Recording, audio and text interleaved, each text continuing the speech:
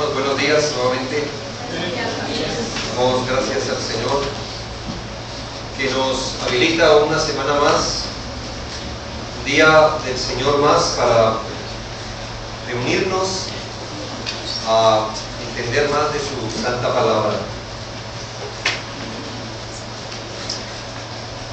Se cuenta la historia de un rey que enfermó gravemente y su hijo, el príncipe, lo cuidaba todos los días. En una de esas siestas que su padre tenía, el hijo toma la pesada corona que estaba en una mesa y se acerca al espejo y siente curiosidad cómo él se vería con esa corona y se la pone sobre su cabeza. Queda paralizado cuando atrás escucha la voz de su padre, el rey, diciéndole: espera que me muera, hijo mío. Qué vergüenza, ¿no cree? Seguramente ningún hijo legítimo de Dios desea robarle gloria al Señor. Y en ocasiones creo, hermanos, que deberíamos escuchar la voz atrás de nuestra espalda diciéndonos: espera que Cristo se muera para ponerte su corona de gloria.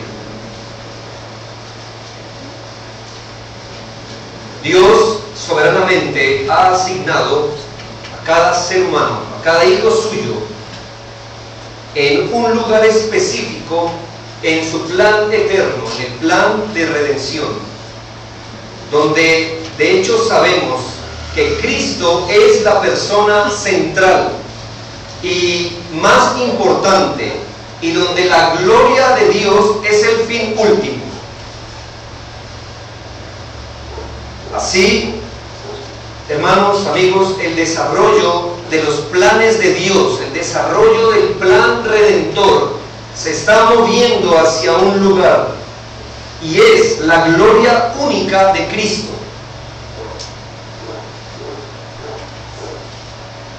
El plan redentor se desarrolla de tal manera que Cristo brille cada vez más y más, que su persona y su obra sean cada vez más amadas, apreciadas, aceptadas. Y sabemos y creemos lo que dice la Biblia, que Cristo, habiendo ofrecido una vez y para siempre un solo sacrificio por los pecados, se ha sentado a la diestra de Dios, de ahí en adelante esperando hasta que sus enemigos sean puestos por estrado de sus pies. Esta es la historia, hermanos y amigos. Se trata de Cristo, se trata de su obra, se trata de su exaltación, se trata que Él paso a paso en la historia va a brillar más y más.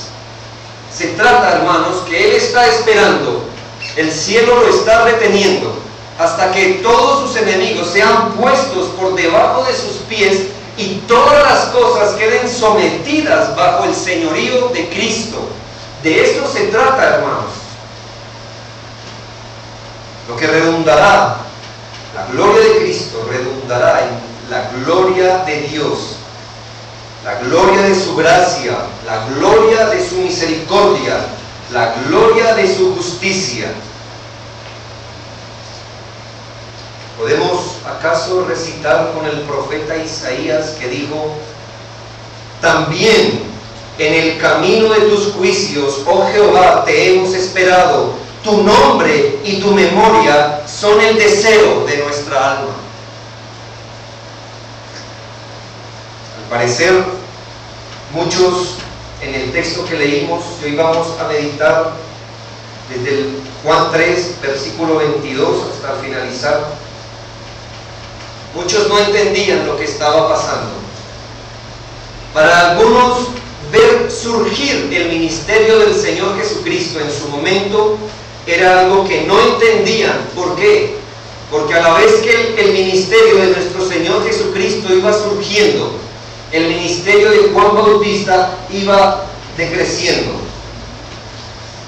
Leemos en el versículo 22: después de esto, después que habló con Nicodemo, vino Jesús con sus discípulos a la tierra de Judea. Y esto ya nos cambia el lugar de su ministerio. ¿Recuerda dónde empezó todo? Por allá, cuando Juan se lo encontró en las calles polvorientas cerca del Jordán. Unas pocas personas escuchan de Cristo. Luego Él se dirige a unas bodas donde más personas empiezan a enterarse del ministerio del Señor. Luego Él va a Jerusalén, donde ocurre lo de Nicodemo, y ahora da un paso más grande, y el Señor Jesucristo se dirige a Judea, y estuvo allí con ellos y bautizaba. Aunque aquí hay que hacer una aclaración, hermanos, aunque la Biblia dice que el Señor Jesús bautizaba, de hecho lo que ocurriera era que sus discípulos bautizaban bajo su autoridad. Miren capítulo 4, versículo 1. Cuando pues el Señor entendió que los fariseos habían oído decir: Jesús hace y bautiza más discípulos que Juan, aunque Jesús no bautizaba sino sus discípulos. Así que, hermanos, decir en el versículo 22 que Jesús bautizaba no es una contradicción en el capítulo 4. Lo que ocurre es que los discípulos bautizaban en su nombre, bajo su autoridad, y eso es lo mismo que decir que Él bautiza. Cuando usted va a su EPS y lo atienden, usted puede decir: ¿en qué EPS no nos metemos en problemas? Decir un nombre. Sea el seguro. El seguro está atendiendo un tratamiento mío. ¿Usted entiende la expresión, verdad? Claro, el doctor que lo atiende puede decir: no es el seguro, soy yo. Claro, es el seguro quien lo atiende. Asimismo se puede decir que Jesús bautizaba, pero los que lo hacían eran sus discípulos en su nombre, bajo su autoridad. 23. Juan bautizaba también en Enón, junto a Salim, porque había allí muchas aguas, y venían y eran bautizados. Entre paréntesis, muchas personas piensan que el bautismo no necesariamente tiene que ver con sumergir la gente en agua, sino que se puede rociarlos con agua. Si eso fuese verdad, ¿por qué Juan iba a buscar muchas aguas para bautizar a la gente por aspersión? No tiene sentido, pero no es el punto aquí. Eran bautizados. ¿Por qué? Porque Juan no había sido aún encarcelado. Sin embargo, hermanos, lo que vemos aquí es que cada cosa que acontecía iba situando al Señor en el centro de la atención, mientras que Juan, o más bien Juan y su obra, iban llegando a su fin. Eso es lo que estamos viendo. Primero lo que vamos a ver, hermano, es cómo el ministerio de Juan constituye el fin de una era que va a pasar. ¿Y qué ocurre, hermanos? Que la gente, al ver cómo el Señor Jesucristo o sus discípulos bautizaban, y también Juan bautizaba,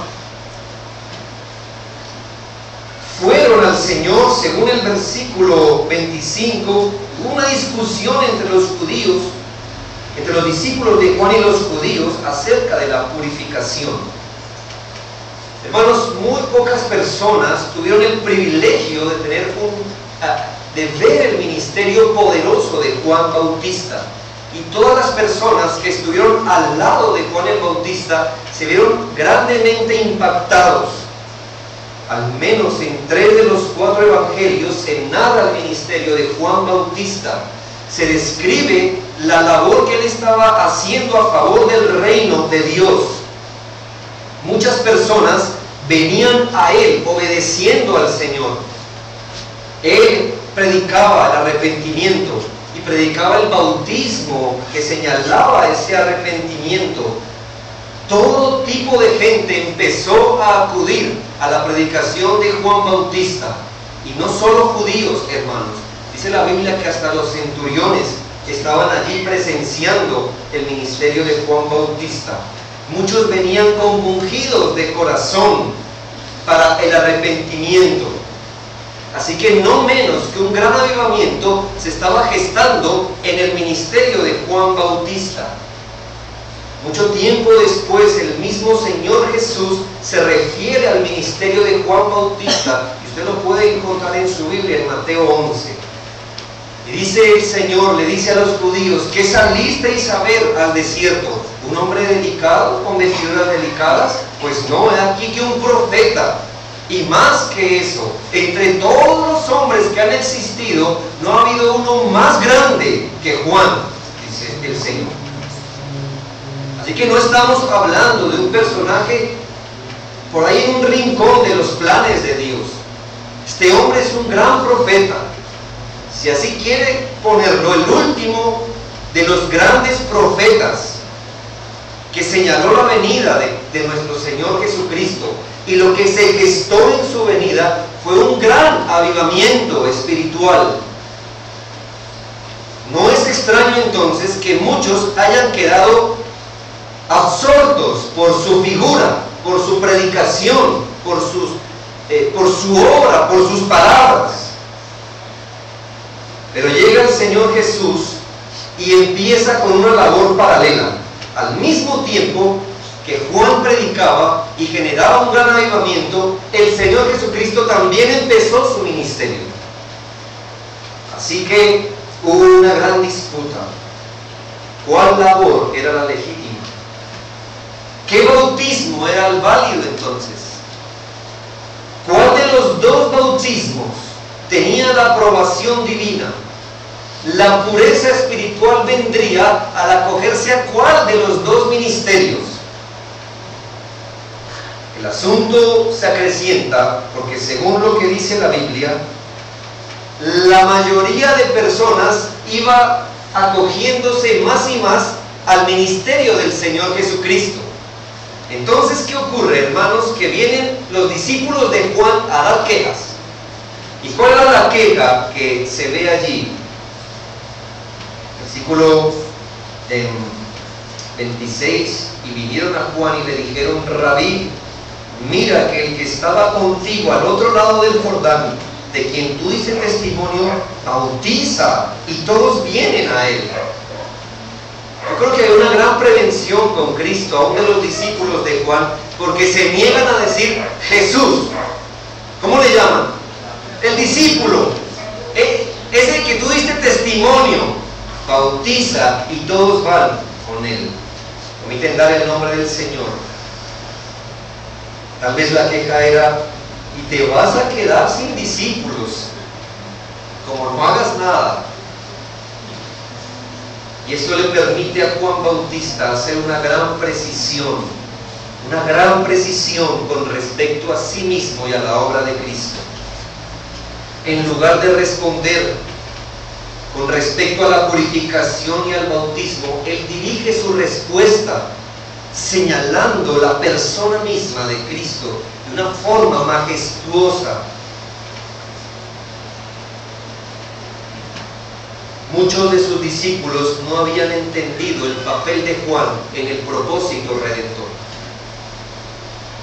Es muy fácil dejarse llevar por las figuras influyentes y perder de vista para qué Dios las pone. Nuestra debilidad hace, hermano, que perdamos de vista cuál es el punto principal y la persona principal. Y la persona principal en este caso no era Juan. Y cuando digo Juan, no estamos hablando de cualquier predicador, ni cualquier avivamiento, ni cualquier profeta. Ni siquiera muchos de sus discípulos, de los que estaban pendientes de sus palabras, lograban armonizar lo que Dios estaba haciendo con Juan y lo que Dios estaba haciendo con Cristo. La tendencia humana, hermano, de brillar por encima de los intereses de Dios. Y que yo sepa, hermanos, es su historia que está destinada únicamente, escuche, únicamente para que Cristo brille. Él no debe brillar entre otras cosas que brillan. Él debe brillar. Hermanos, nosotros estamos profundamente agradecidos con Dios por la legión de hombres poderosos que tenemos como parte de nuestra tradición evangélica. Damos gracias a Dios y siempre la daremos por estos hombres. Pero si en algo hicieron bien, es en señalar que el único que ha de brillar es Cristo y esconderse cuando así tuvo que ser para que Cristo brille. ¿Qué dice el Señor? Hace una declaración, hace una ilustración, luego hay dos conclusiones. ¿Cuál es la declaración que Él hace? Versículo 27. No puede el hombre recibir nada si no le fuere dado del cielo. Vosotros mismos me sois testigos de que dije, yo no soy el Cristo, sino que soy enviado delante de Él. Juan aclara, hermanos, cuál es su posición. Él vuelve a decir, inició su ministerio aclarando y está acabando su ministerio volviendo a aclarar quién es Él. Yo no soy el Cristo. El Señor Jesús no tendría la influencia que está teniendo a menos que lo haya recibido de parte de Dios. Hermanos, toda autoridad está puesta por Dios y estaba mostrando gracia, estaba mostrando poder, influencia. El Señor Jesucristo estaba mostrando tener una influencia poderosa sobre la gente. Y si aún discípulos de Juan se estaban pasando a seguir al Señor, eso era dado de Dios. Juan mismo lo supo. El Señor le dijo a aquel sobre quien veas descender el Espíritu Santo, Él es el Cristo. Así que Él declara, hermanos, que lo que pasa con el Señor Jesús es obra de Dios. Dios mismo ha promovido a ese lugar a nuestro Señor Jesús. Y desafiar esto es desafiar lo que Dios estaba haciendo. Discutían sobre la purificación. Y la respuesta, según Juan Bautista, viene del cielo. Aquel que tiene la autoridad de Dios para hacerlo. Él afirma no ser el Cristo. Antiguamente, antes de la venida de un rey a una provincia, iba a los lugares una persona llamada un heraldo. Él anunciaba la llegada de un rey. ¿Para qué? Pues para que el pueblo estuviera preparado, supiera en qué iba a consistir la visita del rey. ¿Y qué está diciendo Juan? Yo no soy el rey. Yo vine delante de él para preparar su venida. Después hace una ilustración. Versículo 29. El que tiene la esposa es el esposo, mas el amigo del esposo que está a su lado y le oye, se goza grandemente de la voz del esposo. Seguramente está haciendo referencia a una costumbre antigua, que era que el mejor amigo del esposo acompañaba a la novia en su encuentro nupcial. ¿Y cuál era el sentimiento del mejor amigo del novio? ¿Rivalidad? ¿Celos? No, su mejor amigo se iba a casar y este amigo había participado de algunas cosas para que la boda se llevara a cabo. Así que cuando el mejor amigo escuchaba que venía su amigo, pues se alegraba. La alegría de su amigo era su alegría. Hermanos, no me digan que cuando usted ve desfilar a los novios por el pasillo, les tiene envidia. No, es su alegría. Nosotros estamos participando de su alegría y nos sentimos felices. No porque nos vayamos a casar nosotros, pero somos amigos de la pareja. Bueno, de alguna manera es lo que está diciendo. ¿Saben? Es fácil discernir esta parábola pequeña. ¿Quién es el novio? Cristo. ¿Y quién es el amigo que se pone feliz? Juan. Así que él dice, yo no soy el Cristo, yo no soy el novio, yo vine a preparar su venida. Y aquí dos conclusiones muy importantes llega Juan. Uno, última parte del 29. Mi gozo está cumplido. Él es el amigo del novio que tiene gozo, y esta palabra tal vez no se entienda muy bien, pero lo que dice en su idioma primario es: esto es la plenitud de mi gozo. Estar allí, haber sido usado por Dios como amigo del esposo, es lo que me da plenitud de gozo. Contrario a sus discípulos que estaban sintiendo afán, rivalidad, envidia, Juan Bautista dice: eso que está pasando, que el Señor Jesucristo se esté llevando las personas, la gente esté viendo a su Mesías, el hecho mismo que estén siendo persuadidos por Él, no importa si son discípulos míos y se están yendo tras Cristo, esa es la plenitud de mi gozo. Para eso vine a este mundo. Ver que fui útil, que no fracasé en mi labor. Estuve aquí para señalarlo a Él, para que fueran a Él. Y si eso es lo que está ocurriendo, pues me lleno de gozo. Qué diferente lo miraban sus discípulos. Que brille, que la gente sea salva. Juan sabe que Él no salva, pero Cristo salva. Juan sabe que Él no perdona pecados, pero Él es el Cordero de Dios que quita el pecado del mundo. Así que no hay más gozo para Juan que ver esto. Luego afirma estas emblemáticas palabras, versículo 30, es la segunda conclusión: es necesario que Él crezca, pero que yo mengüe. Hermanos, qué humildad tiene este hombre. No solo afirma que ver progresar a Cristo es su gozo, sino que es necesario que esto estuviera ocurriendo.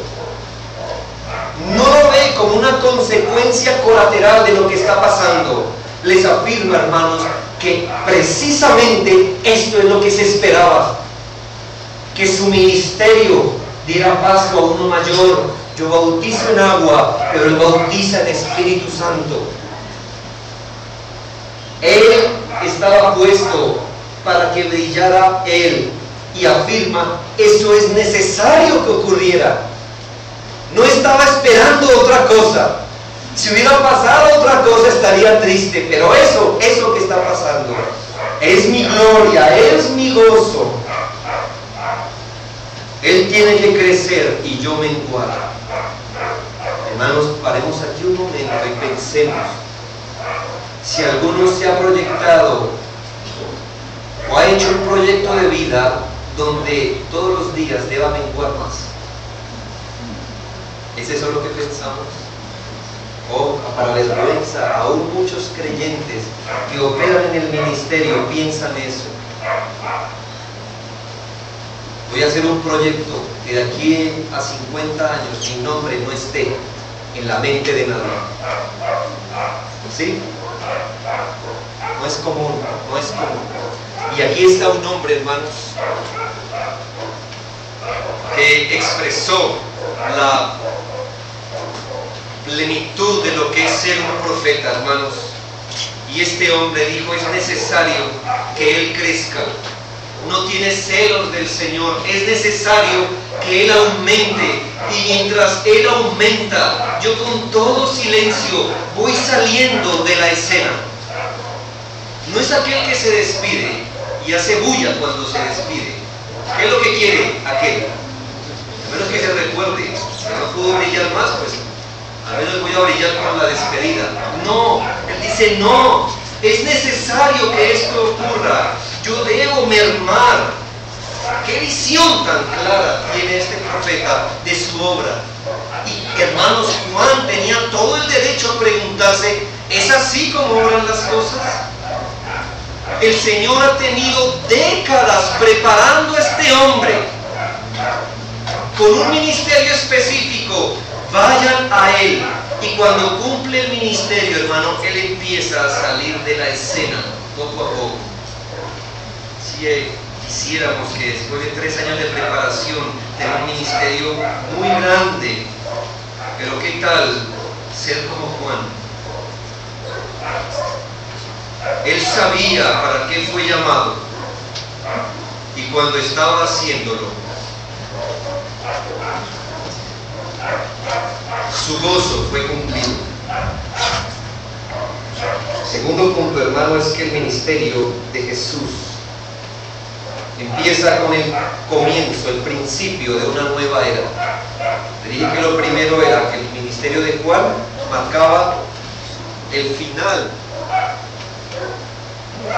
de una era, pero aquí el ministerio del Señor Jesús constituye el principio de una nueva.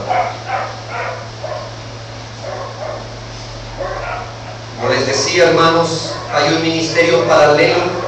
Mientras uno va aumentando, el otro decreciendo. Así que Juan va a hacer una serie de afirmaciones con respecto a Cristo. ¿Cuál es el punto, hermanos? Que él quiere aclararle a sus discípulos y a los que estaban con él, y afirmarles por última vez. Cuando digo última vez es en serio, hermanos, porque cronológicamente, después de este discurso, Juan es encarcelado para salir definitivamente de la escena, muerto. Así que estas son sus últimas palabras. Y si usted tuviese la oportunidad de dar unas últimas palabras, ¿qué diría? ¿Qué diría? Recuérdenme por lo que hice y por lo que dije. Sí, tal vez esto sea común, pero no Juan, no Juan.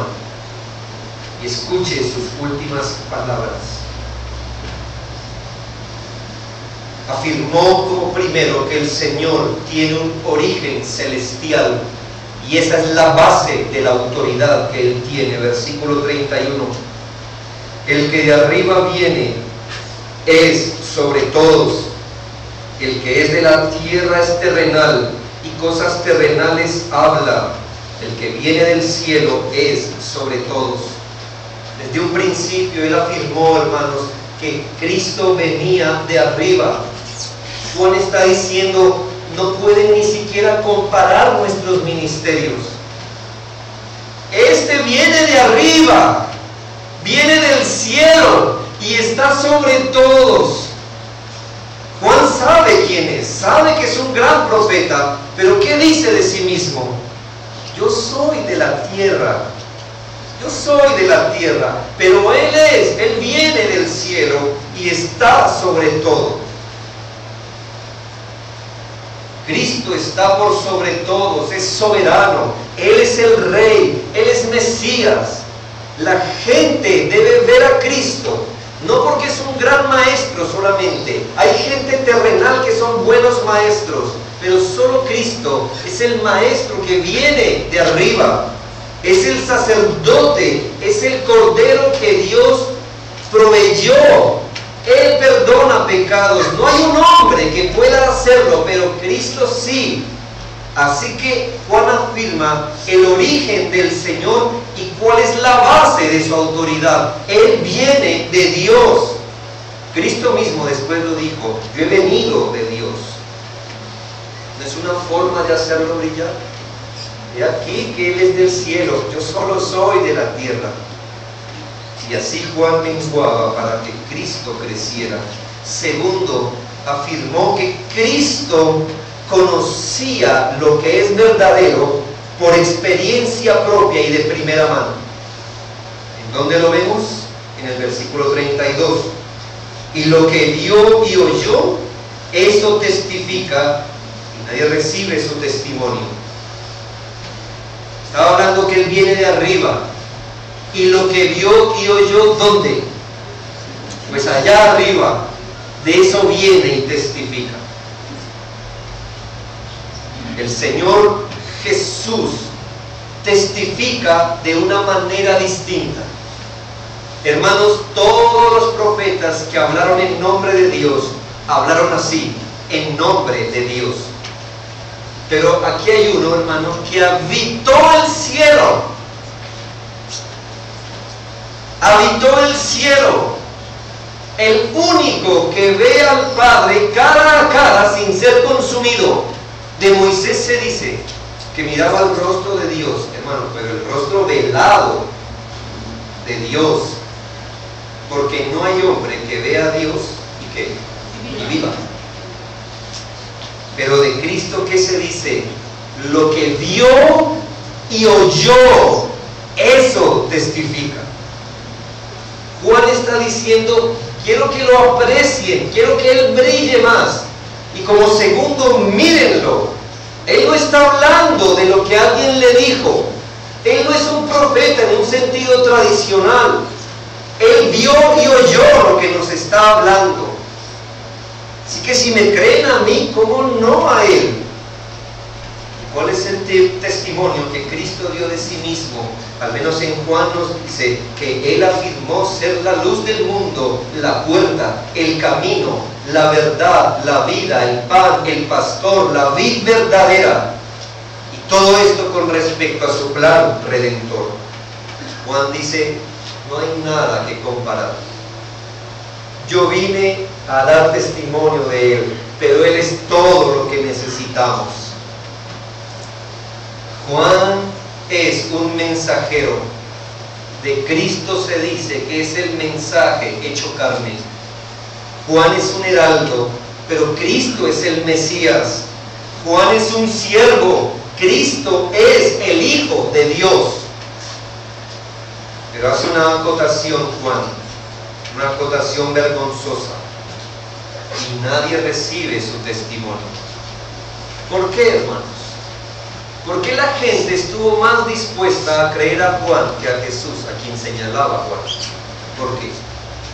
Hermanos, porque tenemos la tendencia a identificarnos con lo terreno, así sea bueno, que con lo celestial. Esa es la realidad. Es vergonzoso, como dice un autor, la importancia de la persona que Juan está describiendo resalta la vergüenza de la parquedad de la respuesta que se le dio. Tercero, Juan dice que el testimonio de Cristo siempre concuerda con el del Padre. Versículo 33. El que recibe su testimonio, este atestigua que Dios es veraz. Dios Padre dio testimonio con respecto a su Hijo. ¿Recuerda? En el bautismo. Juan también dio testimonio con respecto a Cristo. Y esos testimonios concuerdan con lo que Cristo es.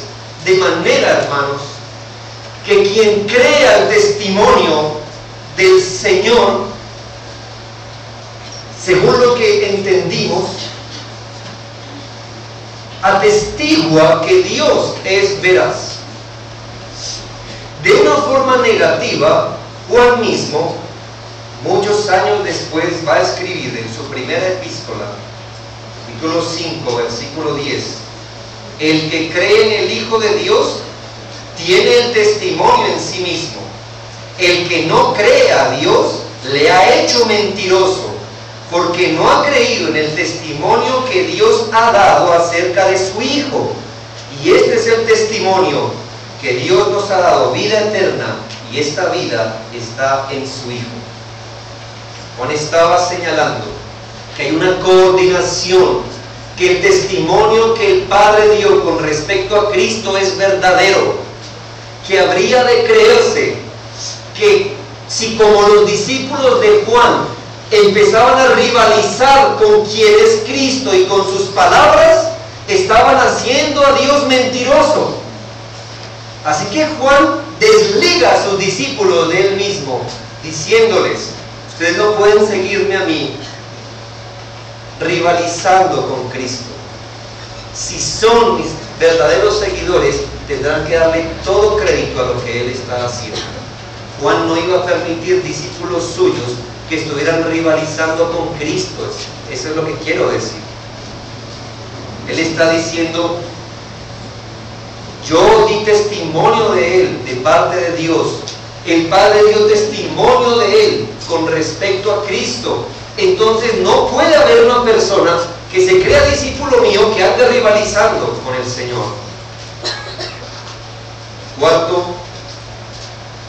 Juan señala y hace brillar más a Cristo, afirmando que Cristo tiene el Espíritu Santo de forma ilimitada. Versículo 34. Porque el que Dios envió, las palabras de Dios habla, pues Dios no da el Espíritu por medida. Así que no solamente como profeta, el Señor es único en la manera que Él es profeta. Él ve y oye y así testifica. Eso solo lo hace Cristo. Pero además, hermano, entendamos que antes del Señor Jesucristo hubo una sucesión de profetas muy importantes. Desde, si no estoy mal, Abraham en adelante, muchos hombres de Dios son identificados como profetas de Dios. Hermano, y ninguno hubiese podido ser profeta a menos que el Espíritu Santo los haya capacitado para ese oficio. Así que ellos fueron llamados por Dios a ser profetas, recibieron del Espíritu Santo sus dones, han tenido que recibir gracia del Espíritu Santo para realizar su oficio. Pero hermanos, el último profeta que señala al Señor Jesús afirma esto: que el Señor Jesucristo no tiene el Espíritu Santo con una medida. Nosotros participamos del Espíritu Santo, pero Cristo tiene el Espíritu de Dios ilimitadamente. Es el único que puede legalmente afirmar que el Espíritu de Dios mora en él de forma ilimitada. Estaba totalmente bajo el poder del Espíritu cuando hacía su ministerio. Así que no hay que comparar, muchachos. Yo tengo del Espíritu, pero Él tiene el Espíritu. Yo participo de sus dones, Él participa de la plenitud del Espíritu. No hay que comparar mi obra con la de Él. Recuerden que el Señor Jesucristo también afirmó eso de sí mismo cuando entró a una sinagoga y lee en Isaías. ¿Y qué leyó? El Espíritu del Señor está sobre mí porque me ha ungido para muchas cosas. Cerró el rollo y se sentó y todos estaban mirándoles. ¿Y qué dijo? Estas escrituras se han cumplido hoy ante vosotros. El único que tiene el Espíritu sin medida. Y por último, Juan deja que Cristo brille mientras Él mengüe, afirmando que es Cristo quien tiene toda la autoridad del Padre, quien lo ha amado. Él no quiere brillar y llevarse el crédito, hermanos. Juan recibió cierta autoridad para señalar a Cristo. Pero dice la Escritura, versículo 35, el Padre ama al Hijo y todas las cosas ha entregado en su mano. Desde antes de la fundación del mundo, el Padre le ha entregado un pueblo al Hijo y le ha dado la potestad de ser su Salvador. Luego, cuando entra al mundo, lo reviste de todo poder y potestad para hacer ese oficio. Todo lo entregado en su mano, hermanos. Creemos que recibió el poder de salvar a todos los que el Padre le entregó. Pero todo, ¿por qué, hermanos? Porque el Padre le ha amado. Es uno de esos textos donde nos habla de la única forma como Él ama a su Hijo. Yo creo que Él ama a sus hijos, pero de una forma distintiva. El Padre ama al Hijo, a Él es quien ha amado. Así que Juan dice, no hay que comparar, no hay que comparar. Yo soy uno de esos que Dios le ha dado autoridad, pero el Padre le ha dado toda autoridad al Hijo. Y Cristo también lo dijo de sí mismo, ¿recuerda? Toda autoridad me es dada en el cielo y en la tierra. Toda autoridad, toda autoridad. Juan, hermanos, no tenía un doble discurso. A mí me parece ridículo este cuadro, este y otros más, pero este sobre todo. Hay grandes afiches, grandes pancartas anunciando el concierto de tal artista cristiano, pero es del mundo, no, cristiano. Afiches, volantes, una gran plataforma, luces apuntando a Él, y Él se para y dice, no, todo es para la gloria de Dios, no me miren a mí, no me miren a mí. Eso es ridículo, es un doble discurso. Son palabras piadosas en un contexto impuro, porque todo le señala a Él. Todas las flechas están hacia Él, y lo único es que antes de cantar dice que salvedad, ¿no? Todo es para la gloria de Dios. Eso es mentira, hermanos, porque todo es para Él, todo es para Él. Pero Juan no. Él está diciendo, es necesario que Él brille y yo me quito, y lo hizo real. Aquí están sus palabras reales, diciendo, mírenlo a Él, que Él se lleve la gloria, y yo me corro a un lado, pero de verdad, me corro a un lado, hermano. Por último, hermanos, finalmente, la realidad de la persona y obra de Cristo demanda una respuesta acorde. Y aquí Juan comprueba que es un verdadero predicador. La realidad de la persona y obra del Señor demanda una respuesta acorde. ¿Por qué, hermanos? Porque Juan miró a sus discípulos y no solo les dijo lo que deberían pensar de Cristo, y ahí terminó la clase. No. Mira a sus discípulos y los exhorta de la siguiente manera: el que cree en el Hijo tiene vida eterna, pero el que rehúsa creer en el Hijo no verá la vida, sino que la ira de Dios está sobre él. ¿Qué palabras, hermano? Que yo recuerde, antes de esta expresión de Juan, solo Cristo había dicho esas palabras de Él mismo, pero se las había dicho en secreto a Nicodemo. ¿Sí me hago entender? Estas palabras que dice Cristo de sí mismo, Juan, estas palabras que Juan dice de Cristo, las había dicho antes Cristo de sí mismo, pero en secreto, y a Juan. A Nicodemo, perdón.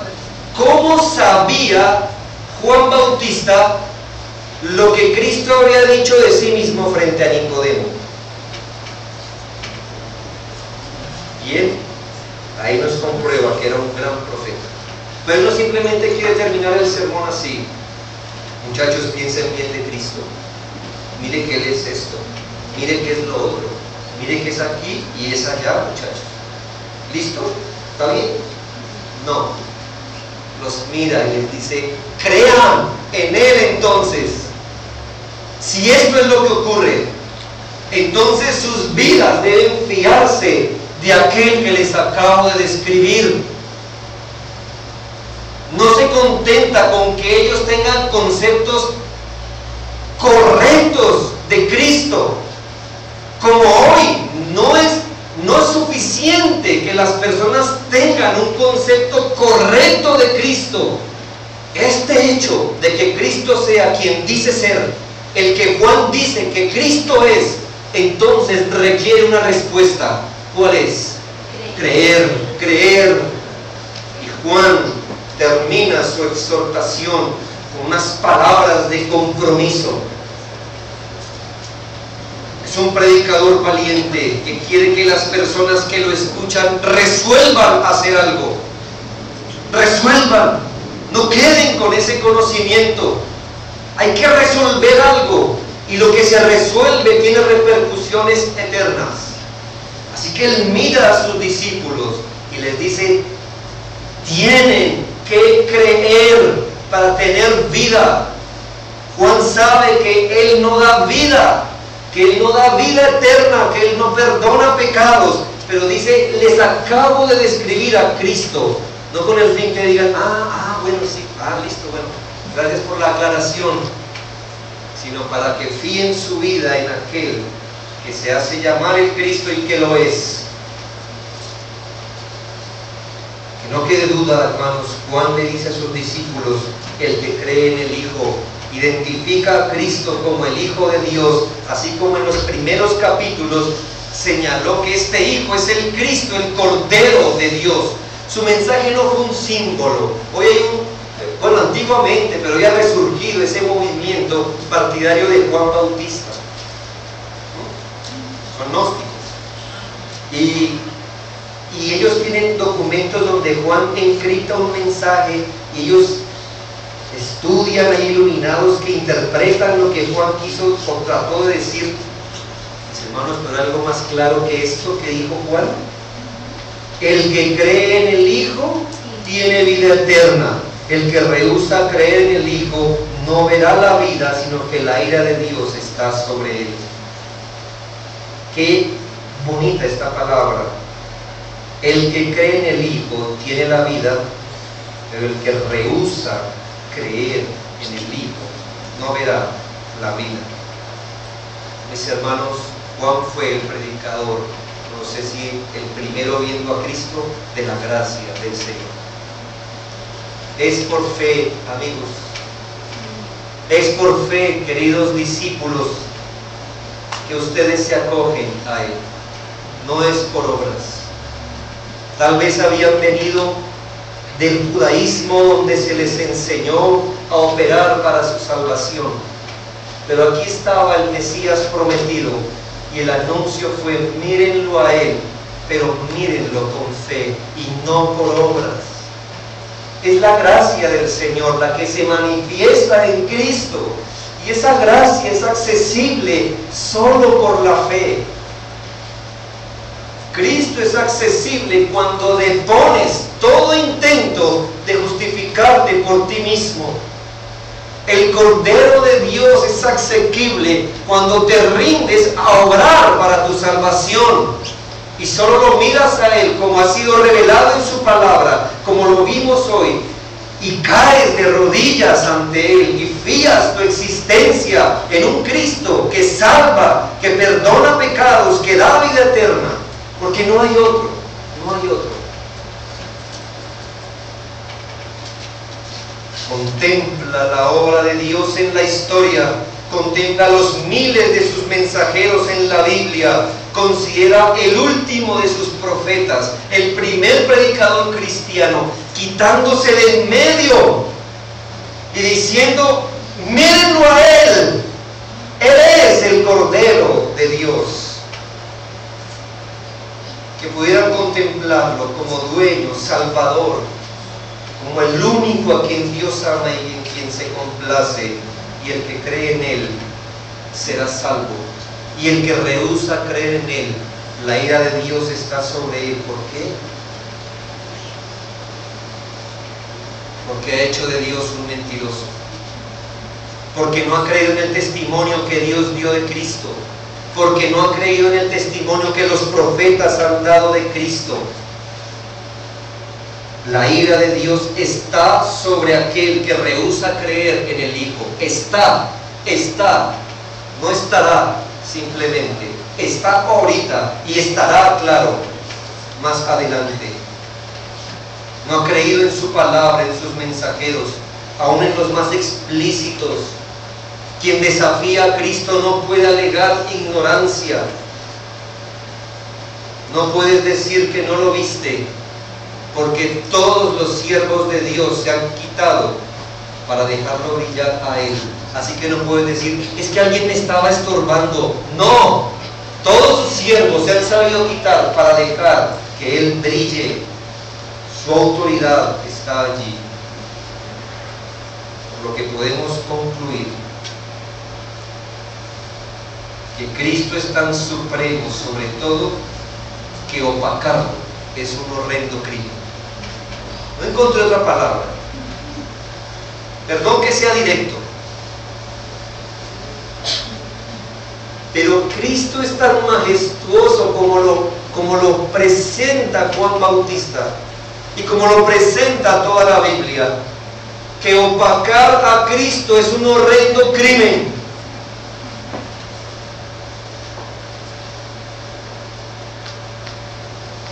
Los verdaderos hombres de Dios, los verdaderos ministerios bíblicos, son verdaderos porque saben darle la gloria a Cristo, el único que la merece, y no usurpan ni roban la gloria que no merecen. Debe ser así, hermanos, porque realmente la gente se salva conociendo a Cristo y no conociéndonos a nosotros. La gente se salva conociendo a Cristo, no entrando por nuestra iglesia. La gente se salva teniendo a Cristo como su profeta y su consejero, no teniéndonos a nosotros como tales. Cristo salva, Él perdona pecados y no a nosotros la gloria. ¿Qué hacemos nosotros? Por lo mucho dar un mensaje y a veces muy mal dado. La gente no se salvará al vernos, al escuchar nuestras palabras, ni seguir nuestro ejemplo, ni rendirse ante nosotros, sino al ver a Cristo y al verlo con fe. Es necesario que personas, comunidades, ministerios, dones, siempre tengan en claro que Él debe brillar, crecer, ser más apreciado y atesorado. No podemos opacar su gloria y quedar sin culpa. No podemos estorbar su brillantez sin ser reprendidos.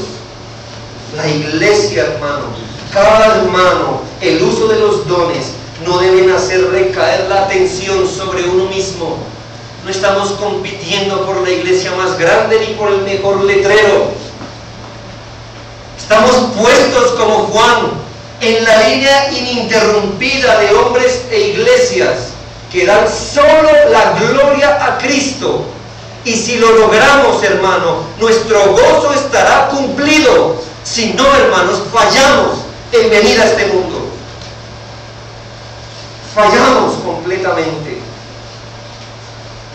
Debemos correr en la misma dirección que corren los planes eternos de Dios. ¿Cuáles son? La exaltación de Cristo y la gloria de Dios. Hacer distinto es ir en contra de lo que Dios ha planeado. Es necesario que Él crezca y que nosotros menguemos al costo que sea, hermanos. Al único Salvador, al amado Hijo, quien vino desde el cielo del Padre, quien testificó de lo que vio y oyó, cuyo testimonio es veraz, quien tiene el Espíritu sin medida, quien tiene toda la autoridad suprema en su mano, cuya obra es eternamente eficaz. A Él y solo a Él sea la gloria y no a ningún hombre. A Él sea la gloria, hermano. A Él sea la gloria en la iglesia. Unámonos, hermanos, como Juan, con ese noble propósito para vivir. Que si vivimos por un propósito menor, hermano, no valió la pena vivir en este mundo. Oremos, hermanos. Oh Padre, gracias te damos por tu palabra. Señor, estamos tan agradecidos con el Hijo de Dios, por quien es Él, Señor, y porque nos amó y se entregó a sí mismo por nosotros. Qué ofrenda, qué sacrificio, qué olor tan agradable despide su manto sangriento, oh Señor. que no haya ninguno entre nosotros con ni siquiera la idea vaga de hacer recaer la atención sobre sí mismo. Al Cordero, al sea la gloria, al que nos amó, al que nos limpió, al que nos lavó con su sangre. Solamente a Él sea la gloria, la honra, el imperio por los siglos de los siglos. Y bendito, Señor, tú eres por aquellas personas que le has dado ojos para ver a Cristo así.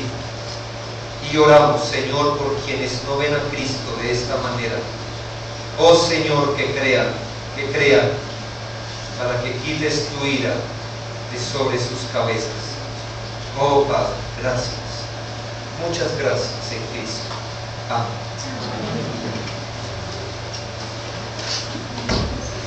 Cantemos, hermanos, un himno que nos recuerda